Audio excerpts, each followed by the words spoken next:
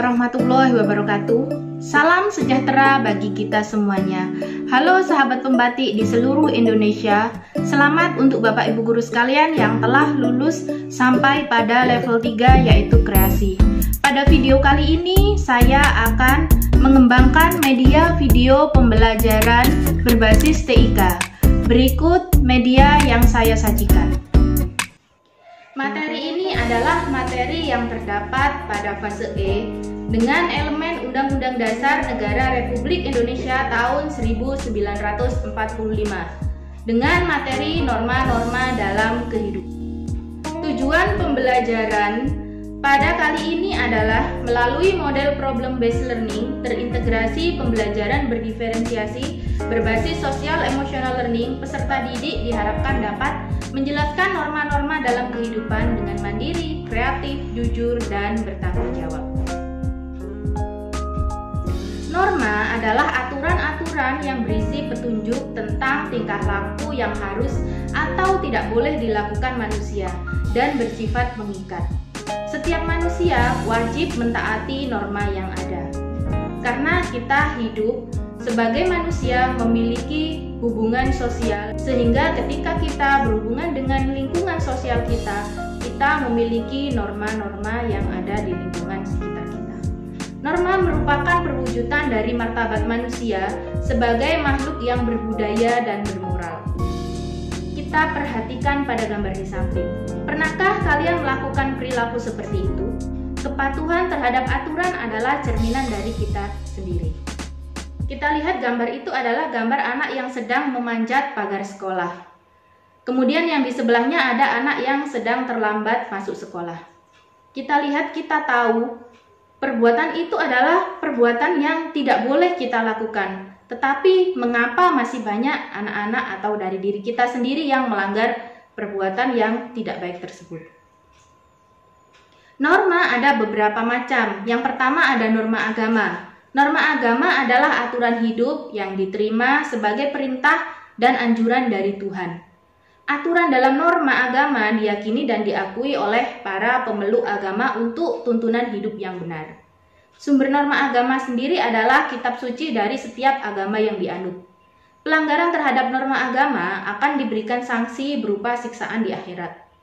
Contoh norma agama adalah dilarang menghina dan mencemooh sesama.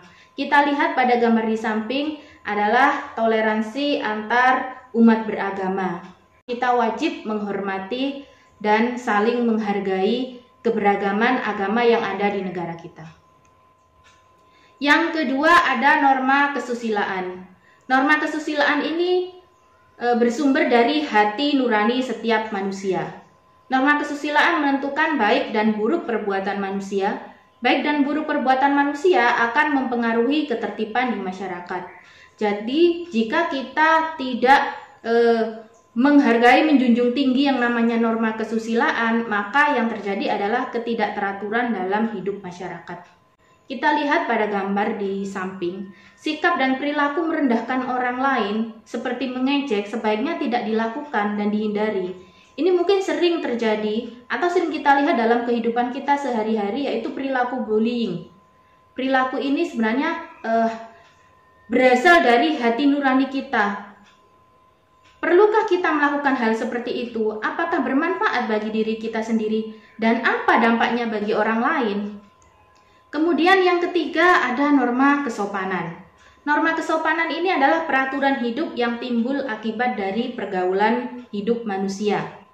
Jadi pada gambar di samping bisa kita lihat adanya anak yang menghormati orang tuanya, dan ketika kita lewat di depan orang tua kita mengatakan permisi, itu adalah norma kesopanan. Memang sanksinya norma kesopanan ini tidak bersifat tegas. Kita tidak akan dipenjara walaupun kita tidak melaksanakan norma kesopanan, tetapi yang akan kita dapatkan adalah kita akan dikucilkan oleh masyarakat karena kita dianggap tidak punya sopan santun, tidak punya attitude. Itulah sanksi dari norma kesopanan. Kemudian yang keempat ada norma hukum. Norma hukum ini adalah aturan-aturan yang bersumber atau dibuat oleh lembaga negara yang berwenang.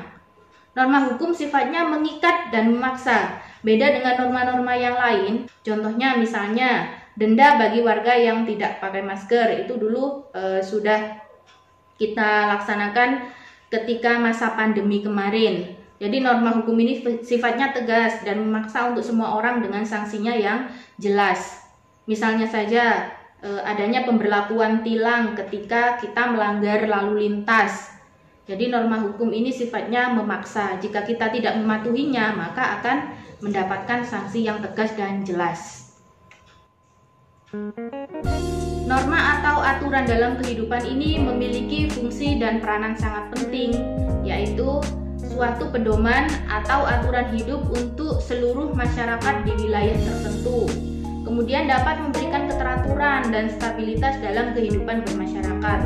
Selain itu, memaksa individu dalam menyesuaikan dan beradaptasi dengan norma-norma yang berlaku yang ada dalam masyarakat serta menyerap nilai-nilai yang diharapkan. Itulah kenapa norma itu sangat penting dalam kehidupan kita, agar kita tidak mengganggu hak orang lain, agar kita tidak mengambil hak orang lain. Makanya adalah ada yang namanya norma untuk mengatur pergaulan hidup kita di masyarakat.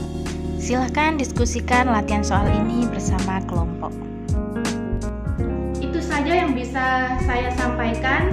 Sampai jumpa pada materi berikutnya. Terima kasih. Wassalamualaikum warahmatullahi wabarakatuh.